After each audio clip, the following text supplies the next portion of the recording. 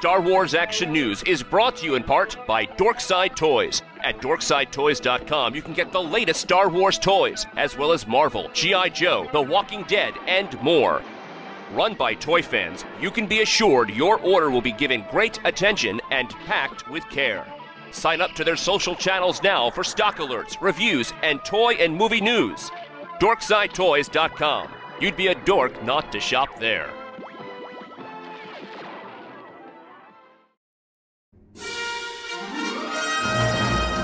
Welcome to Star Wars Action News, coming to you from San Diego Comic-Con International, hosted by Marjorie and Arnie.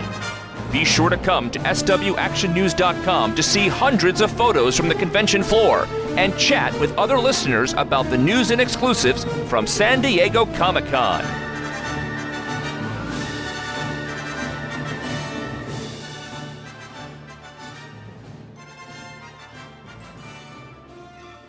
Hi, we are here at San Diego Comic-Con, and we're at the Gentle Giant booth. And why don't you introduce yourself? How's it going, guys? My name's Chris. I'm from Gentle Giant 3D Systems.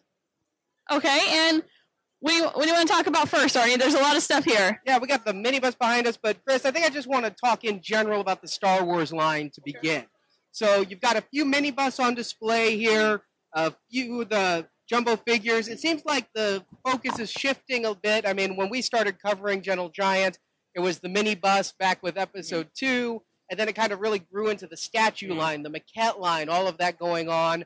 And now it seems like what you're up on display is, you know, it seems to be focusing more on the jumbo figures than on the statues and things. There's a couple statues behind me, Zam Wessel and Sand Trooper.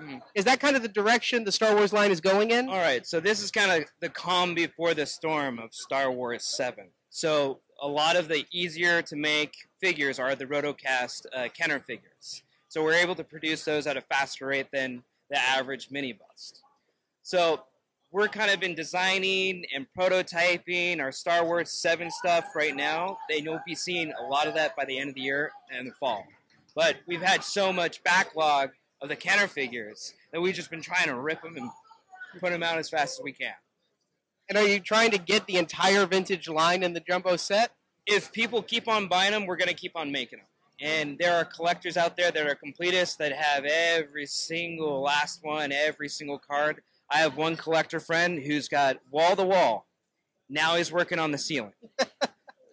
Yeah, that's a lot of space. I've seen some great displays of those, though. The more they get, the better they look, really. Yes, yes.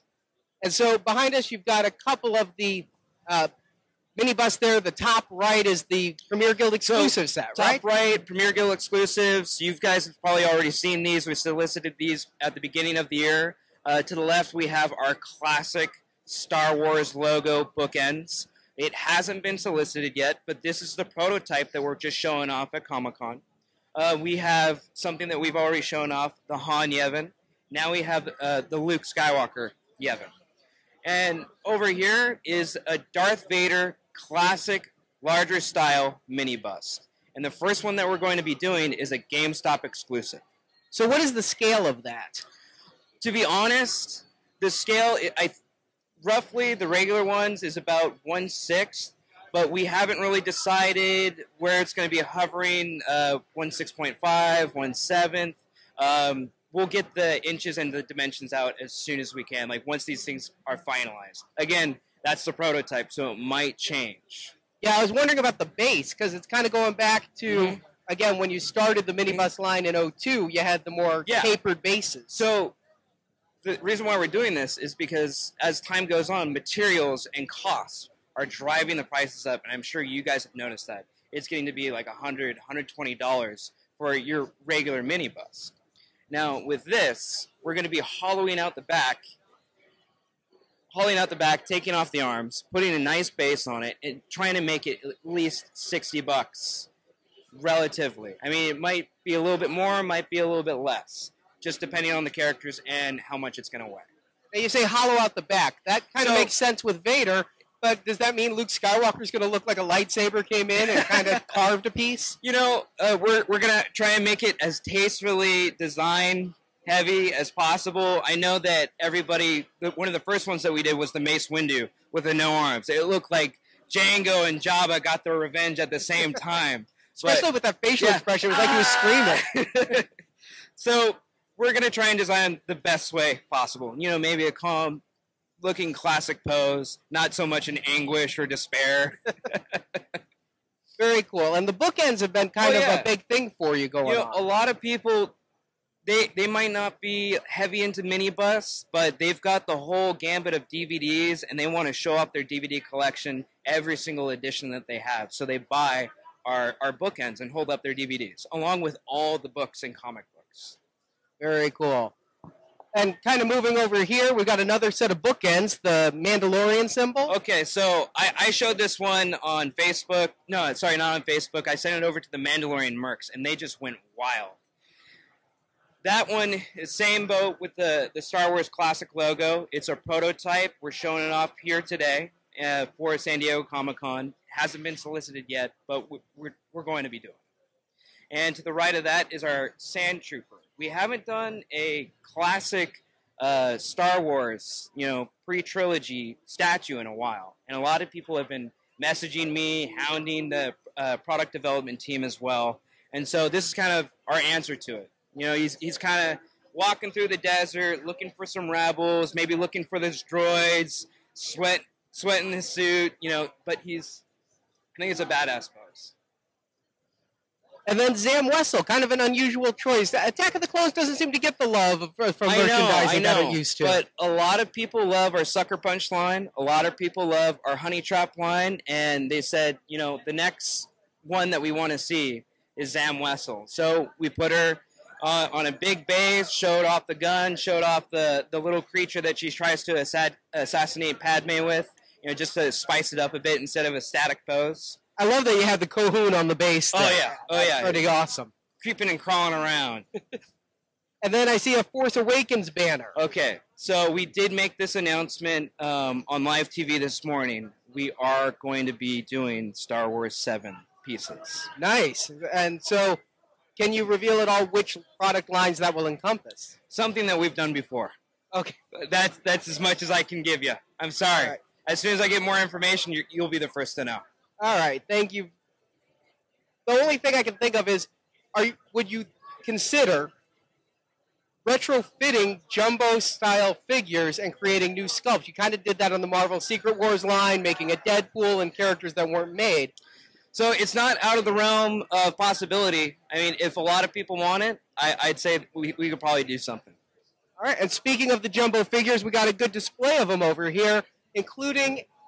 Is this the biggest one to date, the Jabba the Hutt? Previously it was the Wampa, and now it's the Jabba the Hutt. And this thing is massive. Again, this is the prototype. It's the first shown. It weighs a ton. I mean, it's made out of our PLA resin casting. It's painted, but the thing might sell for $600 to $800. We haven't come out with exact pricing on it just yet. And of course, after I tell them we are doing this, they're going to ask, does he come with his little platform? A big, huge Jabba the Hutt, throne. We might do it. It might cost $1,000 to actually sell it, but if people do want to buy it, we could probably produce 1-offs, 2-offs, 3-offs to make it extremely collectible. And looking at the prototype here, I know this isn't the final version, but I see kind of the articulation points under the chin and over on the tail. So is this going to reproduce the vintage articulation style? So in the original one, you turn the head and the tail waggles. So we're going to try and do that. With the Wampa, we got the ripcords in there to make his arm spring-loaded like the original one. Hopefully we can engineer it in a cost-effective way to make it affordable for all of our collectors, so it won't just be static. I know the question you're going to be asked. I mean, our cameraman goes by Salacious J on the forums. Can he just get the Salacious Crumb? That's another thing. After the base, people ask, can I get the Salacious by itself? So we might work it out as an inclusive and maybe do it a variant, just like we did with the Wampa and the Luke Skywalker. If you bought or pre-ordered the Wampa early, you got the Luke Skywalker for free.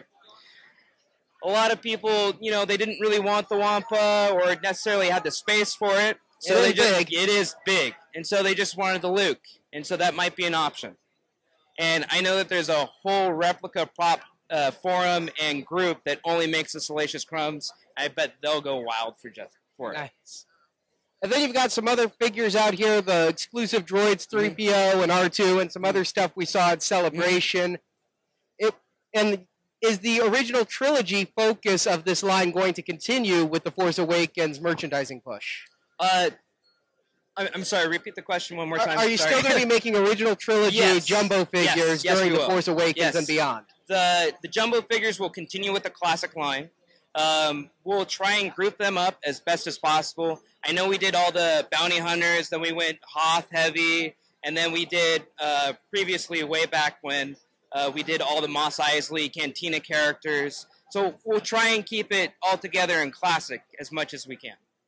And I see that the droids Boba Fett is going like wildfire here as the exclusive. Once we showed it off at Celebration, that was the second, like, are you going to be doing Ewoks? Are you going to be doing an R2? Are you going to be doing a Boba Fett? Like, I want more of the droids. Give. So, we're selling them, and they are going. Are you going to do a Vlix? A Flix? Vlix. Are you familiar with Vlix? No, I'm not. Please tell me. Vlix is in the Ewoks line. Okay. And a figure that was only released in Brazil at the end of the line. Oh, Hasbro made the mold. You're throwing me a curveball. The line died before it could be sold here. Okay. And it is the single most expensive vintage Star Wars figure made. Oh, jeez. You know, if there's enough people that want it, we'll make it. All right. Well, we'll put out the call there and let people know to see if they actually want a Vlix. But a jumbo Vlix would go for about 1/50th of a real Vlix. Yeah, depending on the size and the production, roughly around 120, 150. Yeah, I think the best you can get a loose one's around $5,000 or so. What? Oh my God! And that's if it's not a fake. That's the problem. It's one of the most fake figures, I think, in the world besides Vinyl Cape Jawa. Yeah. Wow. Yeah, even our Vinyl Cape Jawa. Like, everybody keeps on calling me about that one. That's one of the first original that we did.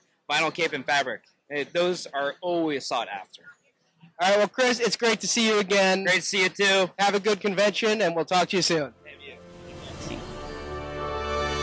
Thanks for watching this video. You can see full episodes of Star Wars Action News with more collecting news and reviews at swactionnews.com. We also have thousands of toy and collectible photos in our photo gallery. If you enjoyed this video, please subscribe to our YouTube channel. May the pegs be stocked and the Force be with you.